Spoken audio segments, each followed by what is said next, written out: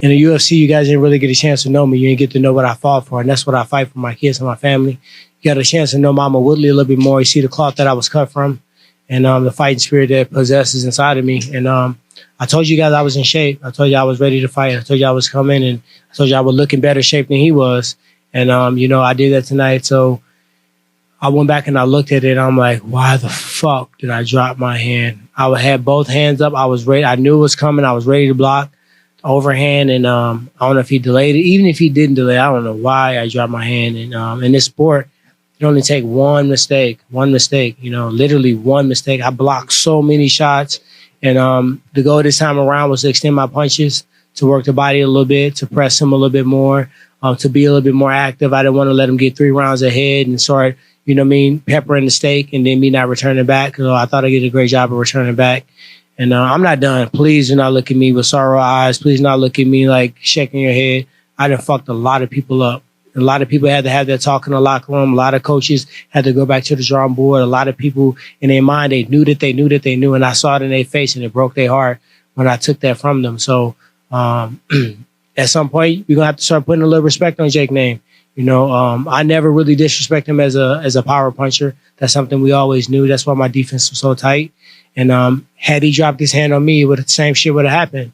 So I can't cry with spilled milk. I'm blessed to be here. I'm blessed for an opportunity to come out here and fight again and show you guys that I'm fucking still here. And I told my coaches in the back, I said, he back. The young, hungry bull that started and went on this crazy run in the UFC and Strike Force and all these different organizations. He was back. And I can actually say that I was back. I'm not going to sit here and act like, I dropped my hands on purpose to fucking let him throw a shot and hit him back. But he was tight too. Like when you fight somebody for the first time and you guys both see that it's power involved, motherfuckers' defense started getting tight. So mine was tight, his was tight, and it was a chess match to try to get a shot in. He got a couple clean shots in. I got a couple clean shots in. But defensively, I think, both of us showed that we were really sharper than the last time. We actually grew as fighters. So I can't really tell you exactly why. Sometimes I just felt like I was too tense and I made a drop in just to breathe and loosen up and then just kind of get back in. So, was there anything different about this fight from the last fight? No, I thought he was going to come out a little bit harder because he was all emotional and stuff. And I do respect the fact that he kind of had controlled aggression. This time, I think that I was more active. I think that when he threw punches, I countered more. I think that I led the dance a little bit more. I smothered my punches a couple times, and it forces us into clinch. And then, you got to recognize that with 2 big-ass guys that can knock each other out, motherfuckers starting to think about that power. So he's a wrestler by base, and, I collegiately wrestle forever. So when you get that close, sometimes natural reaction, you fucking grab and clinch. It ain't even on purpose. It's not because we're not trying to fight. So I think that it was more clinching than I expected. I knew I was going to be kind of pressing him. And I said it the last time and I did it this time. But, man, I was in shape. I felt good. I felt alive. My breathing was good. I was listening to my coach. I know they're going to say thank you. Last time I heard everything they said. I didn't do shit. What they were telling me to do this time, I feel like I was responding and I was kind of reacting. Going into the end of that round, how did you feel like the fight was going? I thought I was winning. It wasn't a landslide, but he got out the first 3 rounds the last time. I felt like he got the first 2 rounds. The 3rd round was kind of close, but I feel like I was winning the rounds after that. Tyron, would you say that was the hardest shot you've ever been hit with? You've been in UFC for a long time. Nate Marquardt hit me with the fucking hardest shot. But to be honest, Nate Marquardt fight was my favorite fight ever. Because everybody thought I was a wrestler. They thought I was just going to lay and pump your leg. And, I got the rap for just, my collegiate background, and I couldn't get away from it. But motherfuckers knew I could fight, and we banged. And I basically almost finished him the round before. So that was probably the hardest shot I got hit with in that fight. When Jake hit me, I think I was just, the second I dropped my hand, it's not like he wrapped around my neck. But when I dropped my hands, I kind of almost exposed it here. So he kind of hit right there. And that's an equilibrium shot. Anybody can, lose that balance on that side. So hit me with a clean flush shot. I don't know why I tried. That's the only thing that's driving me up a wall. Like, I saw the shot, and right when he threw it, I had both hands up blocking it. And I don't know if I was going to try to block it and counter check hook. I don't know what the fuck I was going to do. But I dropped that damn hand, and he got that motherfucker through, didn't he? Tyron, is there a part of you, like, I know this is going to gnaw at you and you'd love to get a 3rd crack at Jake, but is there a part of you that is happy in a way that this rivalry, so to speak, is behind you and you can move on and do other things? I mean, the rivalry was competitive athleticism. Shit, you want that. I'm tired of everybody fucking talking mad shit during press conferences and kissing and hugging at the end of the fight. No, let's fucking fight. And that's what I came to do. So the rival, I never disrespected him. He never disrespected me. He gave me credit. I gave him credit. But he truly was convicted that he was going to beat me. And I was truly convicted I was going to beat him. And that's what y'all want to see. So we really gave y'all what y'all wanted to see. You called out Nate and Masvidal. I mean, your thoughts? I mean, I can't hate on whatever. I mean, if that's what he want to do, that's what he want to do. I came here. I came to fight. You know, I believe I was an instrumental part of saving this card. A lot of people would have had to go home at Christmas and figure shit out. I pulled up, and I didn't pull up out of shape. I didn't pull up looking fucking like, you know what I mean? I was just taking a fucking paycheck. I came there to fucking do work, and it didn't go my way. But I was in the locker room, and I had to pray. I was like, God, you know what? I'm blessed, man. I came out here. I was in shape, and Coach should tell you, we were training, but something happened in the last 2 weeks where we just converted and everything was spiritual. We was running in a fucking Stone Mountain in Atlanta and altitude, and I knew I wasn't conditioned to do that, but I let my spirit take over. The sparring rounds, same guy sparred the last time, undefeated pro boxer.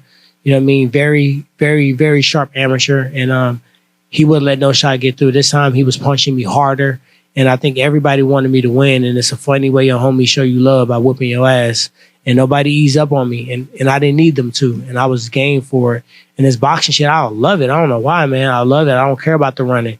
Coach came in, and he was surprised at how much shape I was in when he came into town. And we got on the treadmill, and he wanted to test me. I know what he was doing. He always playing these fucking mind games and shit, not telling you how much you running and how far you running and what you doing and touching the damn treadmill and shit. So I started slapping his hand, but he'll tell you I didn't wince, I didn't breathe. I kept a stone face, and I didn't care what he put the speed on. Move your legs faster, move your legs slower, and breathe. And I think that mentality is what made me me. And I'm just thankful and I'm blessed to be able to go out there and do that. When he got cut, did it change the strategy of the fight for you? When he got cut? Yeah, when you saw him get cut. No, it wasn't over the eye. It was at the forehead. So, I mean, over the eye is a different story. It started bleeding in there. I mean, I'm not aiming shots at a hard forehead. You know, I know you guys don't recognize, but I'm a very, I think a lot in these fights. So at the end of the day, I'm not going to be aiming at his forehead to do a cut. I mean, I don't know how the cut got there. It seemed like it may have been an accidental headbutt. At the end of the day, what's up, Jake?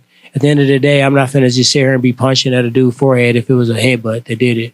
Personally, I hate when people discredit Jake's career and say, like, oh, his fights are rigged. You know, Woodley got paid to get dropped, and that's something you would never do. You can come over. Yeah.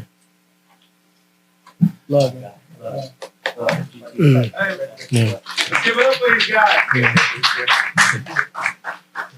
What'd you say, my man? I said, personally, I hate when the naysayers hate on Jake's career, and even you by saying that, oh, he got paid to take a fall, and you guys are putting everything on the line in a fight like this. So what do you have to say to the people about Jake's power? You know, I gave Jake his credit for the power the first time around. I said, anytime somebody can touch anybody with one punch and put them down, I possess the same power. I know how dangerous it is. It don't matter what a fight can go. It only take one shot to put a motherfucker on the ground. And I said he was playing the game. He's smart with the mind play.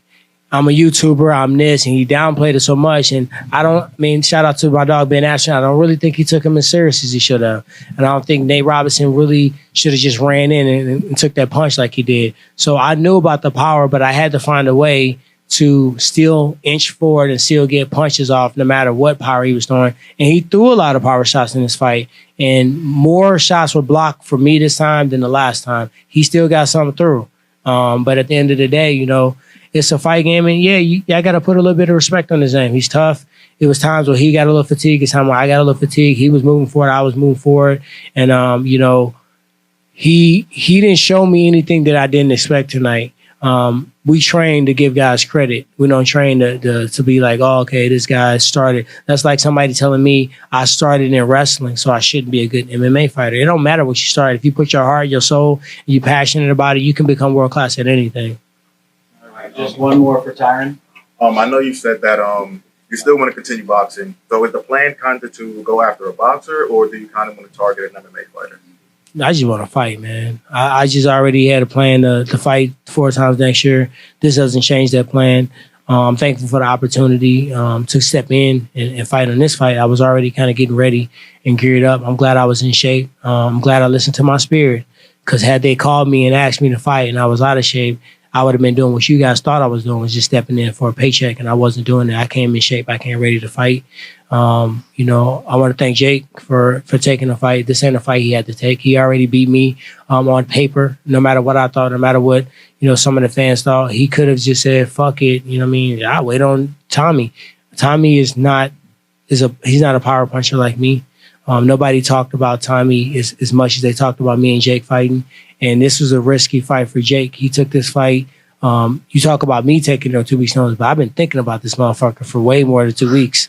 And I've been training to fix the mistakes that I did the last time. He had his mind set on another opponent, and then he had to say, am I going to do this or not? He could have just said no. He could have told Nikisa no. And I was sitting there with him, and he said, let's do it. So I respect him for that, for sure. And, you know, definitely it was a great fight tonight. You guys were entertained. And I dropped my fucking hands one time, and that's all it took, you know. You guys, a trilogy. I mean, shit, you knocked me out. I don't know. I mean, at the end of the day, I'm never gonna not say a trilogy. I would love to fight him again. The first time I felt it was very, very close. Obviously, one judge said I won, but you know, this is, you know, he got to figure out what he want to do. If he want to run it back, shit, I'm always down. Me and him could fight 10 times. You guys don't recognize that you're in a movie. This is a movie. This is Rocky. This is really a real life Rocky. And, you know, I was on a movie set filming, and my phone is always off. You know, I get fired on my day off when my shit ring. And when I got a call to just clear up the air about the no knockout clause, I was on break. If I wasn't on break, I would have never got that call. You know what I mean? And if I would have hesitated and drug my feet, I would have never got the opportunity. So I'm just thankful that I was in shape. I was training hard, and I clicked my mind into savage mode. I told you we was going to be here for a long night. Jesus Christ, bro. Yeah. Congratulations, guys. Congratulations. It's the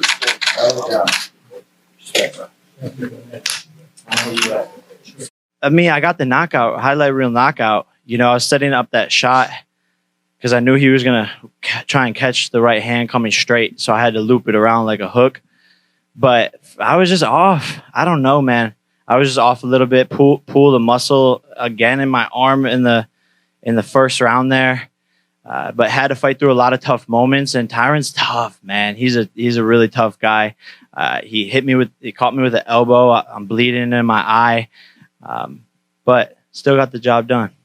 Jake, what makes Woodley so tough? Man, mental. It's mental. He just keeps on coming forward, hitting them with good shots, good jabs, good body shots. We're in the clinch, and you could feel that, you know, national champion wrestler in the clinch, boom, pushing you around like a bull. And, you know, his punching power is real. He won the UFC championship with that. And so taking those punches, I got a good chin. Like, I really do. And so I'm eating them, but damn, that's just good. Hey, Jake, can you talk a little bit about your composure after you got cut? Because we've seen a lot of seasoned boxers in the past that when they get cut, a lot of times they panic and their corners panic. It just seemed like your corner didn't panic. It seemed like you have a great cut man, and you didn't panic. Can you talk about that? Yeah, nothing phases me at all. I've been through way harder shit in my life. Way harder shit. So a little cut is not going to stop me from winning or put me off of my game plan. I actually sort of like that shit because, you know, I look like a fighter right now. All my other fights, I didn't really look like a fighter. This is some shit I could take a selfie and be like, look at me, I'm a professional boxer now. But my team was on top of it in the corner. Stay calm. Bro, at one point, the blood was in my eye. I just saw red. I don't even know if that's healthy. But I just saw red, like, but hey, you got to do it. Avid boxing fan, that was easily my favorite knockout of the year. And I think it's time that people deserve, like, to give you credit, because even one of my favorite boxers, Devin Haney, had a fantastic win the other week, but it didn't end in a spectacular fashion like yours. So I say that to say people are still going to have something to say after this. Fight a real boxer. Where's Tommy Fury at? Whatever nonsense they're going to say. Have you done enough to please yourself at this point? Say, I've done enough to, like, be happy? I've done more than enough. 4 massive fights in 13 months. No one in the history of boxing has done what I've done at this age. Massive pay-per-views, knocked out every single person that I've fought. The only person that's as active as me doing these bigger pay-per-views is Canelo. And he's 50 plus fights in. And like I said, I knocked out everyone that I fought, turned them all into memes. That shit's going viral all over the internet. And I'm ready to fight whoever. It doesn't matter if they're a professional boxer or if they're a 5-time UFC champion. I don't care. I'm really built for this. And no matter what, I'm going to find a way to get the job done. And that's what I showed tonight. And Tommy Fury is lucky that he wasn't in there tonight because Tyron's way tougher. You know, he has that experience. Tommy probably would have looked a lot worse than that. And that was pretty bad. Jake, can you walk us through the knockout? It seemed like, on Tyron's perspective, he was expecting a body shot, and the hand came down and clipped him. But were you gunning for that, or walk us through that? Yeah, so the whole fight, he was catching like this, you know, catching my jab, catching my 2, catching right here with his elbow on my straight 2. And so I wasn't landing, and I was coming up with the 6 to the body, and I was doing that all night long. Boom, I hit him with the fake, and then come with the 1, and he went to go catch it, and that's when I knew he was pulling his hands away, and I put all my power into it because I knew I set him up the whole entire fight for that. That was you already planning on that with the feints and Yep, and I knew I normally I load up a lot low key. I need to work on that, but but. My coach is like, don't load up. You already have enough power in them. But I just do it anyways because that's how I am. I'm going to work on that in the next camp. But I knew this punch was going to land, so I put everything into it. Everything. And, you know, I might be a lumberjack because he went timber. Jake, if you had to rank your 3 knockouts in the last 13 months, where would you rank this one and the other 2 as well? I would say this is number 1 because of the level of opposition. He's a 5-time UFC champ, and I flatlined him. Ben Askren, not really a striker. Nate Robinson, basketball player. But the fact that I proved I have 1-punch power on a legend of this sport, people are going to be scared. That's why Masvidal and Nate Diaz got up out their seats and left because they didn't want me to jump out the ring and start going at them.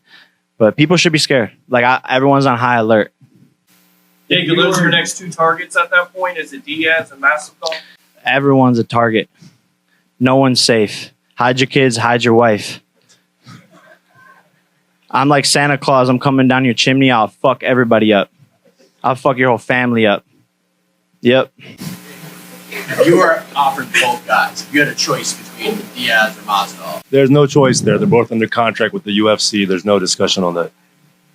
in the future, like if you could only fight one of them, who would you fight? I'll fight all of them. I don't care. You know, I don't really know what's next on the roadmap. I've done it all. I've accomplished what I wanted to accomplish, and I need to take a break. You know, I've been going at this nonstop for 1.5 years, and it's a lot. It's a lot. I'm tired. I'm exhausted. Is the vocabulary word I would use. I need to spend time with my family on Christmas and go on a vacation. I haven't gone on vacation since I was 18 years old. I told myself, not until you feel like you got to a place in life where you deserve a vacation. And I deserve it now. So I'm going to go on my first real vacation where there's no obligations. Because I've gone on vacations where I have to film it and vlog it and do interviews and then wake up on a certain time and still work out. I'm going on a real vacation. I'm doing backflips into the water. Yeah! When would you expect to come back and fight again? Like, what's that? Whenever I feel like it. Whenever I feel like it. You and Amanda Serrano emerge as the unlikely dynamic duo. With Amanda on course to fight Katie, do you see yourself continuing that trend, or is that fight big enough where it has to be its own main event? That's his own main event, for sure. And I'm so excited. I'm gonna do everything in my power to, you know, make that fight the biggest female boxing fight in the history of the sport, and it's a historic moment. And Amanda is a superstar. You know, she almost got her opponent out of there in the first round, and she could punch. She's an exciting fighter, a real superstar, and we're excited to take her to a whole nother level with MVP. So you being able to deliver that fight for her, where would you place that among your own achievements? See, I love to bring everyone up around me and to support my friends, because if they're growing, then I'm growing. And that's what I've noticed. And so it's high on the list. It's so satisfying because she deserves the money and the notoriety more than I do. She's put in thousands and hundreds of hours in the gym, and she deserves the big payday that she's going to get. And she deserves to, be able to retire from boxing and not work again. Yeah, not work again. And that unfortunately hasn't been the case for women's boxing. They've been underpaid and taken advantage of. And it's an amazing accomplishment for me to be able to help her. And she's such an awesome person, like such an awesome person. Hey, Jake, can you talk about your experience bringing this card to Tampa, the support? We know a bunch of big-time boxers that can't sell out their hometown. But the support you have in Tampa, any chance you bring back this card in Tampa? What's your experience like in Tampa? Tampa's been amazing. So supportive. Everyone in the arena, since day one, they gave me a jersey, and everyone's been so awesome. The fans showed out. I think I heard a number, 18,600? 685. 18,685 people. That's more than Madison Square Garden, more than Staples Center. So, this is iconic. And my audience is everywhere. That's the difference. Is I don't need to go to Las Vegas to sell out a crowd. My audience is digital, and I could go anywhere in the world and sell out. Jake, you talked about your critics before the fight. What do you have to say to them tonight after knocking out Woodley in the 6th round? Suck my nuts. What else can they say? What more could they want from me? And I don't do this for them. I do this to prove myself right. And I said that in my Instagram post 3 days before the fight. I said, I'm not doing this to prove people wrong. I'm doing this to prove myself right. And that remains true. And there's always going to be critics. So if you're a kid watching this, if you're whoever you are out there watching this and you have a dream and you want to be successful, if you're doing anything outside the ordinary, people are going to hate on you, and there's going to be critics in every single corner wanting to see you fall. It's a part of life. Don't pay them any attention. And by the way, they're only making you more popular. So I love the critics. Thank you. You guys motivate me, and I shut y'all the fuck up.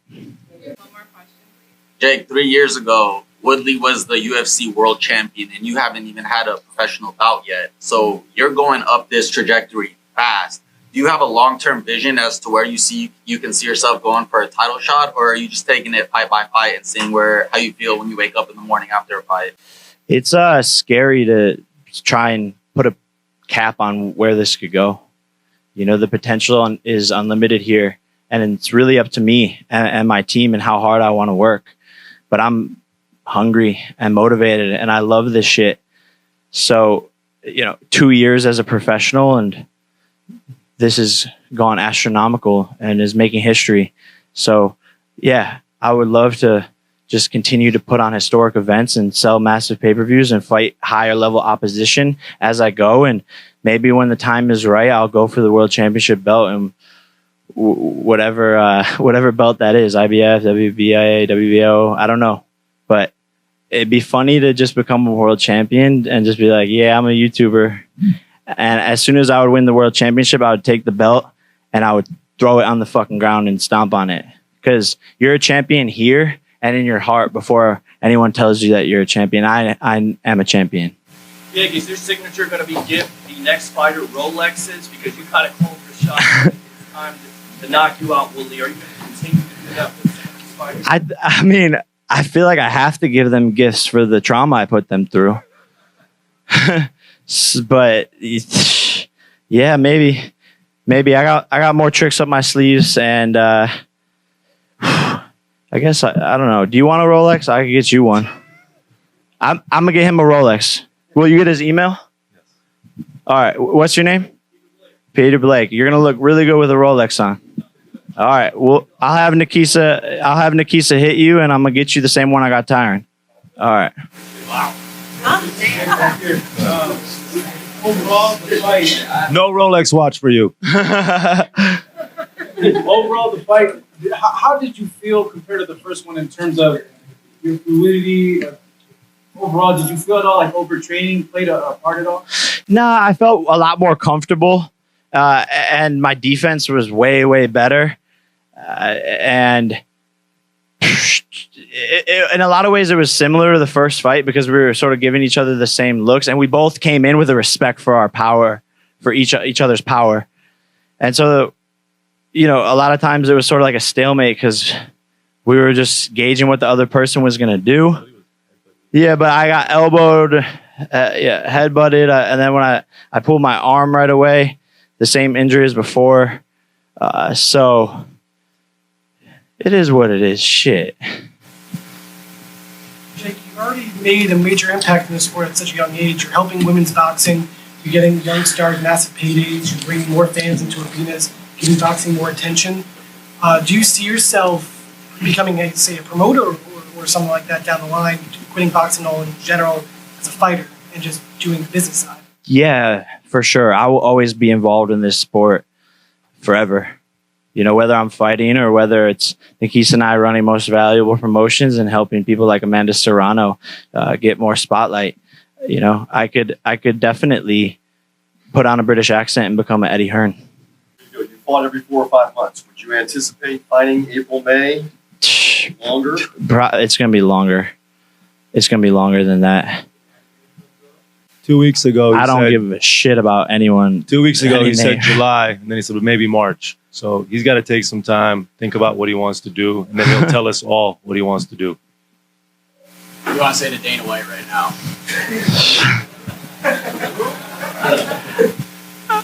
I just knocked out a 5-time UFC champion and embarrassed your whole company. And please let me get Kamaru Usman. Please let me get Diaz. Please let me get Masvidal. Please let me get McGregor. Because I'm going to embarrass them too. I promise you that, Dana. I promise you that. Thank you, everybody. December 28th. So guys, thank you so much for watching. Please don't forget to like, subscribe, and hit the notification bell so that you will be updated for our upcoming video. Stay safe and God bless.